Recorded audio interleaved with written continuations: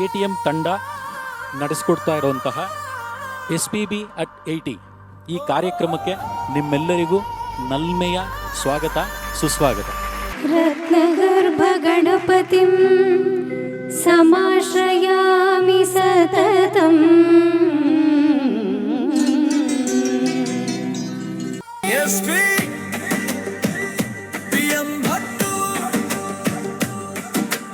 ಗಾನದ ಹಬ್ಬವಿದು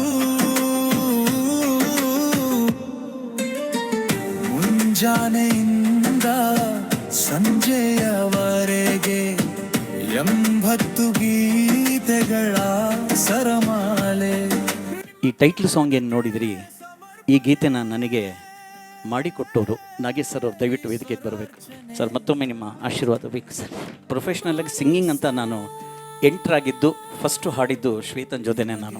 ನೀ ನಮ್ಮ ಗೆಲುವಾಗಿ ಬಾ ಗಜಮುಖನೇ, ನೀ ನಮ್ಮ ಗೆಲುವಾಗಿ ಬಾ. ಆ್ಯಕ್ಚುಲಿ ಅವತ್ತು ನನಗೆ ಪ್ರೇಯರ್ ಆಡಬೇಕಂದ್ರೆ ಏನು ಶ್ರುತಿನೂ ಇಲ್ಲ, ತಾಳನೂ ಇಲ್ಲ, ಹೆಂಗೆ ಆಡೋದು ಅನ್ನೋ ಥರ. ಬಟ್ ಇವರು ಇಷ್ಟು ಅಕಂಪನಿ ಮಾಡಿದ ತಕ್ಷಣ ನಂಗೆ ಎಷ್ಟು ಖುಷಿ ಆಗೋಯ್ತು ಅಂದರೆ, this is more than enough ಅನ್ನೋ ಥರ ಆಯಿತು. SPB ಅವರ 80ನೇ ವರ್ಷದ ಹುಟ್ಟುಹಬ್ಬಕ್ಕೆ 80 ಗೀತೆಗಳ ಸಮರ್ಪಣೆ ಮಾಡಿದ್ದೀವಿ. ಪ್ರತ್ಯಕ್ಷವಾಗಿ, ಪರೋಕ್ಷವಾಗಿ ಮತ್ತು ಈ ಕಾರ್ಯಕ್ರಮವನ್ನು ನೇರವಾಗಿ ಪ್ರಾಯೋಜನೆ ಮಾಡಿದಂತಹ ಎಲ್ಲರಿಗೂ ಕಲಾಭೂಮಿ ಮತ್ತು ATM ತಂಡದ ಪರವಾಗಿ ನಮ್ಮ ವಂದನೆಗಳು. ಇಂಥ ಒಂದು ಕಾರ್ಯಕ್ರಮ ನನಗೆ ಮಾಡೋಕ್ಕೆ ನನಗೆ ಮೇಯ್ನ್ ಬೆನ್ನೆಲುಬಾಗಿ ನಿಂತಂಥ ಒಂದು ನವೋದಯ ನಾಗರಾಜ್ ಸರ್ ಅವರು ದಯವಿಟ್ಟು ವೇದಿಕೆಗೆ ಬರಬೇಕು. ಹಾಗೆ ಪ್ರಸನ್ನ ಉಡುಪ ಅವರು. ಹಾಗೆ ನಾವು ಈ ವಾಯ್ಸ್ ಓವರ್ ಮಾಡಿ ಹಿಂಗಡೆ ಬ್ಯಾಕೆಟ್ ಡ್ರಾಪಲ್ಲಿ ನಾವು ಅದನ್ನು ಹಾಕಬೇಕು ಅಂದಾಗ ಕೂಡ ನಮಗೆ ಮೇಯ್ನ್ ನೆನಪಾಗಿದ್ದು ಗಿರೀಶ್ ಸರ್ ಅವರು ನನ್ನ ಬ್ರದರ್ ಥರ. ಸೊ ಗಿರೀಶ್ ಸರ್ ಅವರಿಗೆ ನಾವು ಧನ್ಯವಾದಗಳನ್ನು ಹೇಳ್ತಿದ್ದ ಇದ್ದೀವಿ. ನನಗೆ ಫಸ್ಟು ತುಂಬ ಇಂಪ್ರೆಸ್ ಆಗಿದ್ದು ಈ ಟೀಮಲ್ಲಿ discipline, punctuality, perfect framework and good thought process. Hats off to your team.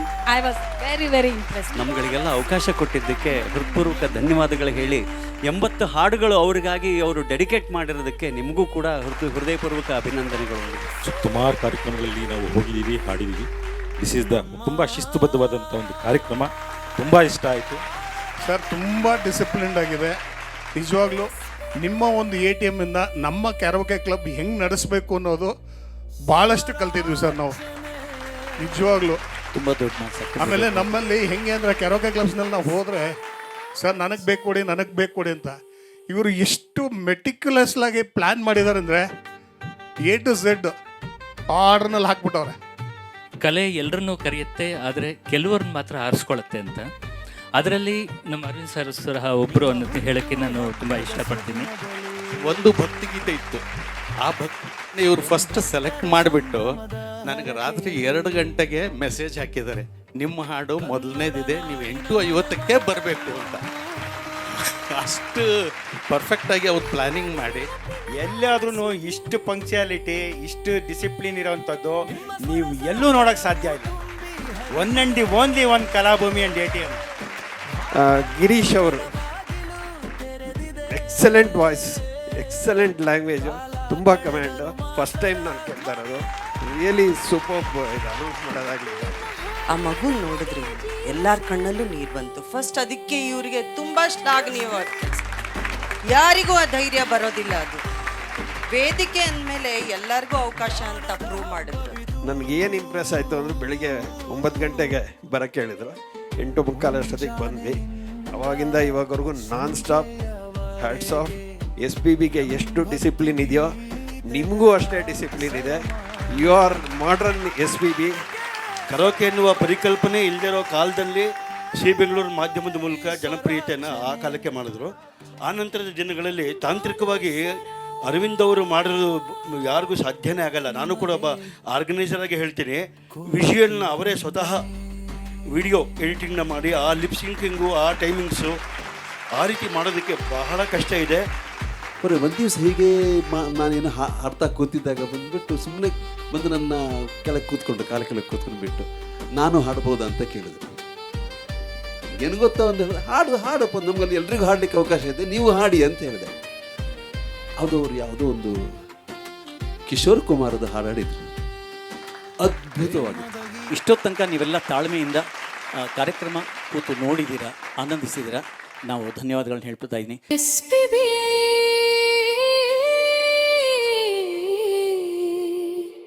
ಎಂಬತ್ತರ ಈ ವೇದಿಕೆಗೆ ಬೆಳಕಾಗಿ ಬನ್ನಿ.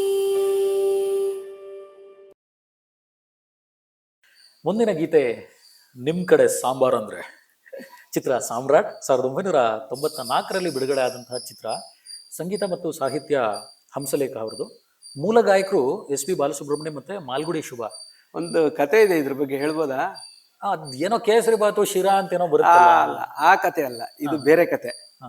ನೋಡಿ, ಅದು ನಾಗಣ್ಣ ಅವರ ಒಂದು ಡೈರೆಕ್ಷನ್ ಇರೋಂಥ ಚಿತ್ರ ಸಾಮ್ರಾಟ್. ಈ ಸಾಮ್ರಾಟ್ನಲ್ಲಿ ಒಂದು ವಿಷ್ಣುವರ್ಧನ್ ಅವರಿಗೆ ಕೋರಿಕೆ ಇರುತ್ತೆ, ಅಂದ್ರೆ ಡೈರೆಕ್ಟರ್ಗಳಿಗೆ ವಿಷ್ಣುವರ್ಧನ್ ಅವ್ರ ಮೂಲಕ ಒಂದು ಕನ್ನಡ ನಾಡಿನ ಹಾಡನ್ನ ಆಡಿಸ್ಬೇಕು ಅಂತ. ಅದು ಶೂಟಿಂಗಿಗೆ ರೆಡಿಯಾಗಿ ಎಲ್ಲ ಆಗ್ತಾ ಇದ್ರು, ಹಾಡು ರೆಡಿ ಆಗಿರಲ್ಲ. ಆವಾಗ ಹಂಸಲೇಖ ಅವ್ರನ್ನ ಕೇಳ್ತಾರೆ ಏನು ಮಾಡೋದು ಅಂತ. ಅದು ನೋಡಿ, ಈ ಚಿತ್ರರಂಗದಲ್ಲಿ ಈಗ ಸಮಯ ಬಹಳ ಕಷ್ಟ. ಆವಾಗೆಲ್ಲ ಹಂಸಲೇಖ ಅವರು 3 ಶಿಫ್ಟಲ್ಲಿ ಕೆಲಸ ಮಾಡ್ತಾ ಇದ್ರು, ಒಂದೊಂದು ಸಿನಿಮಾಗೆ, ಬೆಳಗ್ಗೆ, ಒಂದು ಮಧ್ಯಾಹ್ನ, ಒಂದು ರಾತ್ರಿ. ಅಂಥ ಸಂದರ್ಭದಲ್ಲಿ ನಾಗಣ್ಣ ಅವ್ರಿಗೆ ಹೇಳ್ತಾರೆ, ಇದಕ್ಕೊಂದು ಕನ್ನಡ ಹಾಡು ನಾನು ಒಂದು ಚಿತ್ರಕ್ಕೆ ಮಾಡಿದ್ದೀನಿ, ಅದು ಬೇರೆಯವ್ರ ಹತ್ರ ಇದೆ, ಹೋಗಿ ಇಸ್ಕೊಂಬರಕ್ಕಾಗತ್ತಾ? ಇಸ್ಕೊಂಡು ಬನ್ನಿ. ಹೌದಾ, ಯಾವ ಹಾಡು ಅಂದರೆ ಈ ಥರ ನಿಮ್ಮ ಕಡೆ ಸಾಂಬಾರ್ ಅಂದರೆ ಅಂತ ಈ ಥರ ಬರೆದಿದ್ದೀನಿ. ಅದು ಇಡೀ ಕನ್ನಡ ನಾಡಿನ ಬೇರೆ ಬೇರೆ ಪ್ರಾಂತ್ಯಗಳಲ್ಲಿರೋಂಥ ಇದನ್ನು ಮಾಡಿದ್ದೀನಿ ನಾನು ಅಂತ. ಅದು ಯಾರ ಹತ್ರ ಇದೆ ಅಂದರೆ ರವಿಚಂದ್ರನ್ ಅವ್ರ ಹತ್ರ ಇದೆ. ಚಿನ್ನ ಫಿಲಮ್ಗೆ ನಾನು ಅದು ರೆಡಿ ಮಾಡಿಕೊಟ್ಟಿದ್ದೀನಿ, ನಿಮಗೆ ಅವಕಾಶ ಇದ್ದರೆ ಹೋಗಿ ತೊಗೊಂಡು ಬನ್ನಿ. ನಾಗಣ್ಣವ್ರು ಹೇಳ್ತಾರೆ, ನಾನು ಆ ಕೆಲಸ ಮಾಡ್ತೀನಿ ಅಂತ. ನೋಡಿ, ಅವರು ಏನು ಹೇಳ್ತಾರೋ ಏನು ಮಾಡ್ತಾರೋ ಗೊತ್ತಿಲ್ಲ. ರವಿಚಂದ್ರನ್ ಅವರ ಒಂದು ದೊಡ್ಡ ಗುಣ ಇಲ್ಲಿ ಗೊತ್ತಾಗತ್ತೆ. ಅದು ಅವ್ರಿಗೋಸ್ಕರ ಸೃಷ್ಟಿ ಮಾಡಿದಂಥ ಹಾಡು ನಾಗಣ್ಣ ಅವ್ರು ಕೇಳಿದ್ರು, ಹಂಸಲೇಖ ಅವ್ರು ಹೇಳಿ ಕಳಿಸಿದ್ದಾರೆ ಅಂದಿದ್ದಕ್ಕೆ ಹಾಡನ್ನು ಅವ್ರು ಕೊಡ್ತಾರೆ ಅವ್ರಿಗೆ, ನೀವು ಉಪಯೋಗ ಮಾಡ್ಕೊಳ್ಳಿ ಅಂತ. ಸೊ ಆ ಹಾಡೇ ನಿಮ್ಮ ಕಡೆ ಸಾಂಬಾರ್ ಅಂದರೆ ಅಂತೇನಿದೆಯಲ್ಲ, ಅದು ವಿಷ್ಣುವರ್ಧನ್ ಅವರಿಗೆ ಎಷ್ಟು ದೊಡ್ಡ ಹೆಸರು ತಂದುಕೊಡ್ತು. ಅದನ್ನು ರವಿಚಂದ್ರನ್ ಅವರು ಒಂದು ಸಂದರ್ಶನದಲ್ಲಿ ಹೇಳ್ತಾರೆ, ನನ್ನ ಹಾಡು ಜನಪ್ರಿಯವಾಗಬೇಕೇ ಹೊರತು ನನ್ನಿಂದ, ನನಗಾಗಿ, ನನಗೋಸ್ಕರ ಆ ಥರ ಅಲ್ಲ. ಕನ್ನಡ ಚಿತ್ರರಂಗದಲ್ಲಿ ಆಗಿನ ಅವಕಾಶ ಇತ್ತು, ನಾನು ಕೊಟ್ಟೆ ಅಂತ ಒಂದು ದೊಡ್ಡತನ ಮೆರೀತಾರೆ. ಹಾಗೆ ನಾಗಣ್ಣನವರು ಕೂಡ ಅದನ್ನು ನೆನಪಿಸ್ಕೊಂಡಿದ್ದಾರೆ. ಈ ಥರ ರವಿಚಂದ್ರನ್ ಅವರು ಕೊಟ್ಟಂಥ ಹಾಡಿದು, ಇದು ಸಂದರ್ಭಕ್ಕೆ ಸೃಷ್ಟಿಯಾದಂಥದ್ದಲ್ಲ, ಸೃಷ್ಟಿಯಾಗಿರೋ ಹಾಡನ್ನು ಈ ಸಂದರ್ಭಕ್ಕೆ ಹಾಕ್ಕೊಂಡಿದ್ದು ಅಂತ ಹೇಳ್ತಾರೆ. ಅದನ್ನು ಕೇಳಿದಾಗ ನಮಗೆ ಅನಿಸುತ್ತೆ, ಎಷ್ಟು ಸೂಟಬಲ್ ಆಗಿ ಈ ಹಾಡು ಅಲ್ಲಿಂದ ಇಲ್ಲಿಗೆ ಬಂತಲ್ಲ ಅಂತ. ಇದು ನನಗೆ ಗೊತ್ತಿರೋಂಥ ಒಂದು ವಿಶೇಷ, ನಿಮ್ಮೊಂದಿಗೆ ಹಂಚ್ಕೊಂಡೆ. ಬಹಳ ಬಹಳ ಅದ್ಭುತ. ಬೆಳಗಾವಿ ಆದರೇನು, ಬೆಂಗಳೂರೇ ಆದರೇನು, ನಮ್ಮ ಇಡೀ ಕರ್ನಾಟಕದ ಬೇರೆ ಬೇರೆ ಪ್ರಾಂತ್ಯದಲ್ಲಿ ಮಾತಾಡುವಂತಹ ಭಾಷೆಯನ್ನ ಇಟ್ಕೊಂಡು ಒಂದು ಹಾಡು ರಚನೆ ಮಾಡಿರೋದು, ಅದನ್ನ ಸಾಂದರ್ಭಿಕವಾಗಿ ಅಲ್ಲಿ ಉಪಯೋಗಿಸ್ಕೊಂಡಿರೋದು. ನಾವು ಬೇರೆ ಬೇರೆ ರೀತಿಯ ಕನ್ನಡವನ್ನೇ ಮಾತಾಡ್ತೀವಿ, ಕೊನೆಗೆ ಅದು ಕನ್ನಡ ಭಾಷೆನೇ ಆಗುತ್ತೆ ಅಂತ ಅನ್ನುವಂತಹ, ಅಂದ್ರೆ ನಾವೆಲ್ಲ ಕನ್ನಡಿಗರು ಒಗ್ಗಟ್ಟಾಗಿ ಇರಬೇಕು, ನಮ್ಮ ಭಾಷೆ ಒಂದೇ, ನಮ್ಮ ಭಾವನೆಗಳು ಒಂದೇ, ಶಬ್ದಗಳು ಬೇರೆ ಬೇರೆ ಆಗಬಹುದು, ಆದರೆ ಅದು ಕೊನೆಗೆ ಅದು ಕನ್ನಡನೇ ಅನ್ನುವಂತಹ ಒಂದು ವಿಷಯವನ್ನ ನಿರೂಪಿಸುವಂತಹ ಒಂದು ಅದ್ಭುತವಾದ. ಇನ್ನೂ ವಿಶೇಷ ಅಂದರೆ ಈ ಹಾಡನ್ನ ಹೇಗೆ ಬಳಸ್ಕೋಬೇಕು ಚಿತ್ರದಲ್ಲಿ ಗೊತ್ತಾಗಲ್ಲ. ಈ ಹಾಡನ್ನು ಹೇಗೆ ಬಳಸ್ಕೋಬೇಕು, ನಾಯಕನಿಗೂ ಈ ಹಾಡಿಗೂ ಯಾವ ಥರದಲ್ಲಿ ಬಳಸ್ಕೋಬೇಕು ಅಂತ ಇದ್ದಾಗ ಅಲ್ಲಿರೋ ಸಹ ನಿರ್ದೇಶಕರು ಹೇಳ್ತಾರೆ, ವಿಷ್ಣುವರ್ಧನ್ ಅವರು ಇಲ್ಲಿಂದ ಅಲ್ಲಿಗೆ ಹೋಗ್ಬೇಕಾದ್ರೆ ಒಂದು ಕಡೆ ಅವರು ಬ್ರೇಕ್ ಅಂತ ಒಂದ್ ಕಡೆ ನಿಂತ್ಕೊಂತಾರೆ. ಅಲ್ಲಿ ಯಾವ್ದೋ ಒಂದು ಜಾನಪದ ಗೀತೆ ತಂಡನೋ ಅಥವಾ ಇನ್ಯಾರಾದ್ರೂ ಬಂದು ಅವರು ಇವರು ಹಾಡೋ ತರ ಮಾಡಿ ಅಂತ ಯಾರೋ ಐಡಿಯಾ ಕೊಟ್ಟ ಮೇಲೆ ಆ ಹಾಡನ್ನ ಆ ಜಾಗದಲ್ಲಿ ಕೂರಿಸಿರೋದು. ಅದ್ಭುತ ಅದ್ಭುತ. ಅದ್ಭುತವಾದ ಹಾಡನ್ನ ಹಾಡೋದಕ್ಕೆ ನಮ್ಮ ಕಲಾಭೂಮಿ ಮತ್ತು ATM ತಂಡದ ಗಾಯಕರಾದಂತಹ ಶ್ರೀಯುತ ಶಂಕರ್ ಪ್ರಸಾದ್ ಮತ್ತು ಶ್ರೀಮತಿ ರಮಾ ಪಿ ಅವರು ವೇದಿಕೆಗೆ ಬರ್ತಾ ಇದ್ದಾರೆ. ಭರ್ಜರಿ ಚಪ್ಪಾಳೆಗಳೊಂದಿಗೆ ಅವರನ್ನ ಸ್ವಾಗತ ಮಾಡೋಣ. ಹಾಗೆ ಮೂಲ ದೃಶ್ಯಾವಳಿ ಜೊತೆಗೆ ಈ ಹಾಡನ್ನ ಕೇಳಿ ಮತ್ತು ನೋಡಿ ಆನಂದಿಸೋಣ.